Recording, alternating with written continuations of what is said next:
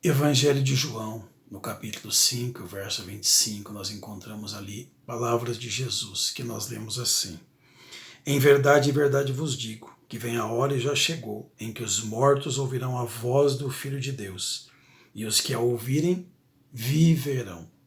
Olha o que ele diz no verso 28 e 29.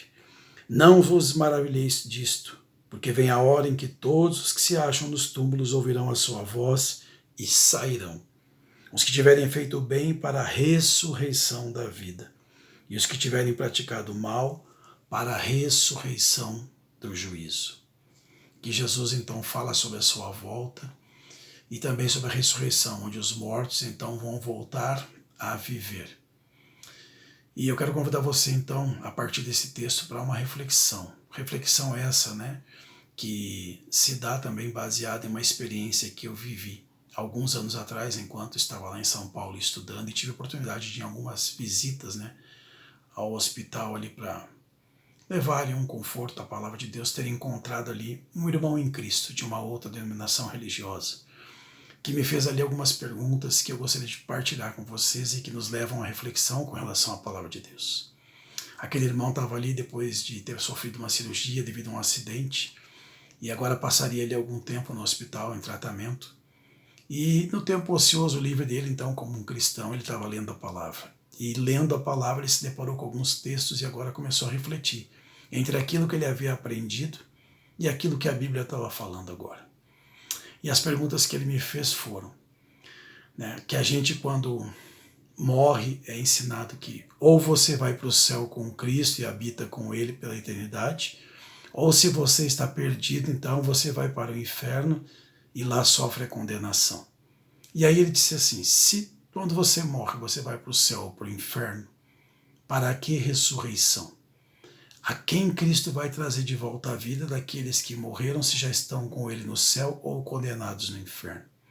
Ele disse mais, para que Jesus vai voltar, se essas pessoas já estão no céu com Ele, ou no inferno condenadas? Para que Deus vai exercer juízo, se elas também já estão ou salvas ou perdidas? Claro que você pode dizer assim, bom, mas Jesus virá para buscar os vivos, e Deus vai exercer juízo também sobre os vivos. Mas o fato é que aqui nós estamos falando sobre ressurreição, e a pergunta dele foi por quê? Por que isso? E a pergunta que eu faço nesse momento, por que tanta ênfase na ressurreição? Nós encontramos textos no Antigo e no Novo Testamento, onde você encontra ali então o tema da ressurreição. Episódios onde isso aconteceu. A promessa de Cristo por meio dos apóstolos. E por que essa ênfase? Se a alma já é imortal, por que Deus vai então oferecer a ressurreição? Por que Ele nos oferece a vida eterna?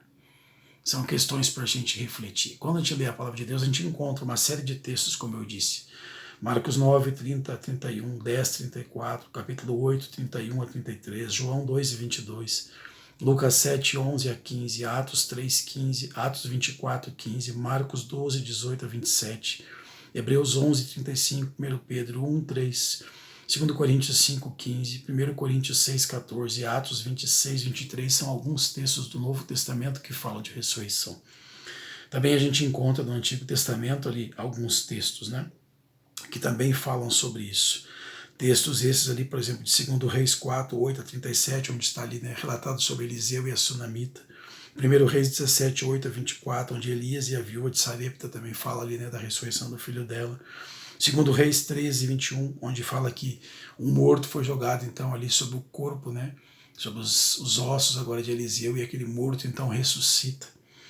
Depois Daniel também, capítulo 12, verso 1 e 2, ele fala ali também sobre a ressurreição no último dia. Isaías 26, 19 também traz uma menção sobre ressurreição. Então aqui muitos textos que falam disso. Mas agora tem alguns textos que dão uma ênfase a mais e que nos ajudam a entender um pouco isso.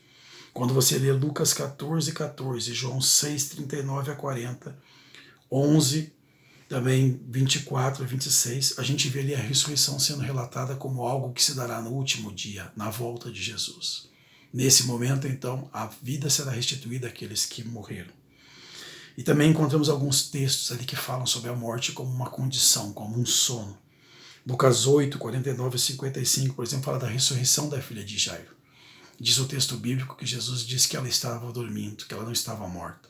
E que as pessoas zombaram porque sabiam que ela estava morta. Mas Jesus, por que Jesus usou essa expressão, que ela dormia, e não que ela estava morta? Você vai para João 11, verso 11 a 14, você encontra também ali Jesus falando de Lázaro, e usando essa mesma expressão, dizendo que Lázaro dormia. Os discípulos então entendem que ele não está morto, e Jesus diz, não, ele está morto sim. Mas usa ali a expressão sono, dormir para a morte. 1 Coríntios 15, 51, Paulo usa isso. E eu quero ler com você aqui também, né? 1 Coríntios 15, 18 a 20, mas eu vou ler com você 1 Tessalonicenses 4, 13 a 18, ali você encontra essas expressões. E eu vou ler algumas delas para você ver aqui. Paulo fala assim, a situação dos mortos em Cristo e a vinda do Senhor.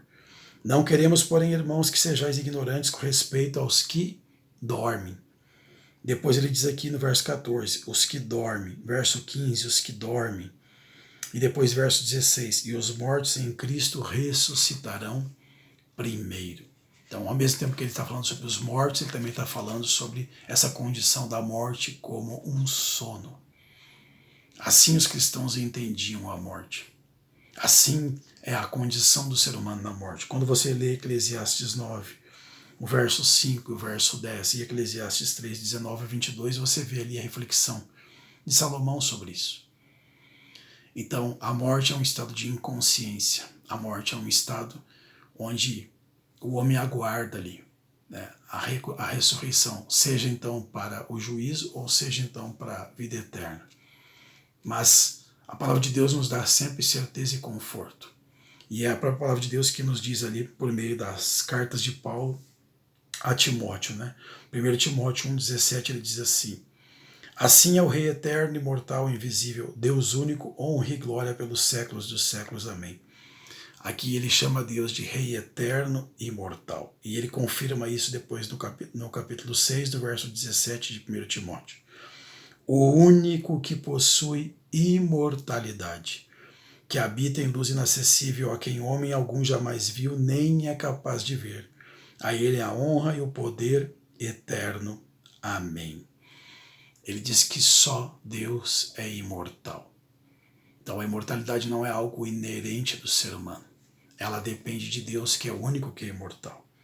E quando nós vamos para a palavra de Deus, vamos lá para o princípio, para o livro de Gênesis, a gente consegue compreender um pouquinho melhor essa questão. Eu vou ler com vocês aqui alguns versos para a gente refletir. Quando vamos nos deparar com a palavra de Deus, nós vamos deparar no capítulo 2 e o verso 7 com Deus formando o ser humano. E olha como Deus faz isso. Diz, então formou o Senhor Deus ao homem do pó da terra e lhe soprou nas narinas o fôlego de vida. Aqui está um problema. Muitos traduzem, né, esse fôlego como um espírito.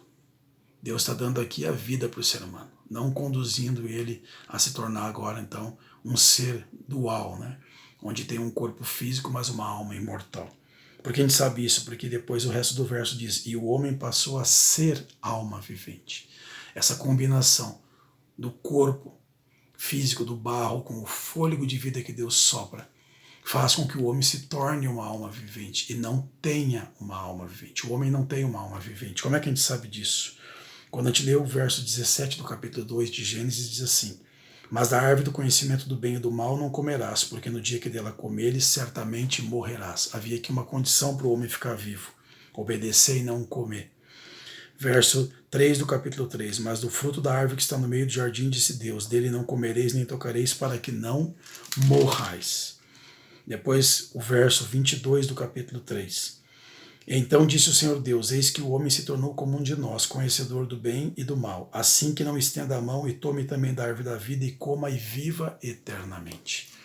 Então havia uma condição para o homem viver eternamente, mas o homem não tem hoje essa imortalidade. O homem depende da ressurreição. Como a gente sabe disso? Alguns textos bíblicos, como eu falei do Novo Testamento, nos ajudam a entender isso. Mateus 19, 16 e Lucas 10, 25, a gente encontra o jovem rico e também aquele intérprete da lei fazendo a mesma pergunta para Jesus. O que eles tinham que fazer para receber, para herdar a vida eterna? Por que eles perguntam isso se naturalmente a alma já é imortal e inerente ao homem? Porque eles entendiam que não era essa a situação. Então, hoje, assim como eles aguardamos a ressurreição, aguardamos a promessa de Cristo, para que a partir dela então possamos sim viver eternamente com Deus. Se você deseja se preparar para isso, estude a palavra de Deus, aprenda cada vez mais sobre aquilo que ali está revelado, para que você possa compreender completamente e plenamente aquilo que está ali revelado e então se preparar para o encontro com Jesus. Deus abençoe você.